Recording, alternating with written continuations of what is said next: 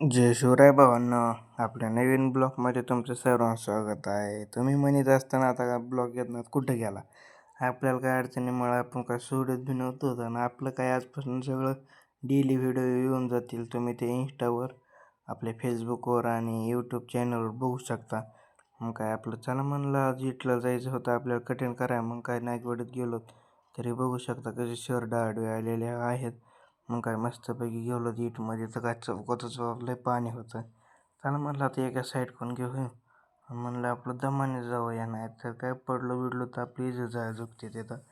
मग काय गेलो दमाने, लागलो डांबरीला. मग काय चला म्हणलं आता प्रवीणच्या दुकानात जाऊया. हे बघू शकता आपल्या बोहिटे अण्णाचं मॉल आहे इटमध्ये. मग काय गेलो प्रवीणच्या दुकानात. प्रवीण तर काय आपली वाटच बघत होता.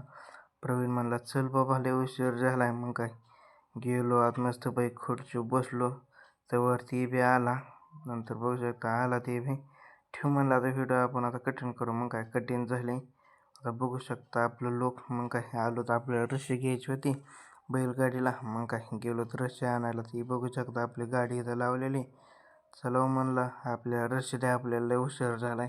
त्यांनी बी दिली पटा दिली काढून. मग काय चला म्हणलं आता वडापावच्या दुकानात जाऊया. त्यांना म्हणलं द्यावं गरम गरम वडापाव. मग काय त्यांनी दिलं गरम गरम वडापाव. केले खायला चालू. झालं आपलं काम. चला म्हणलं आता जाऊया आपलं गावाकडं. 8 साडेआठ झाल्यात, लय उशीर झालाय. चला म्हणलं आता दमांचा अंधार झालाय. हे बघू शकता हे आमच्या घाटातला व्ह्यू.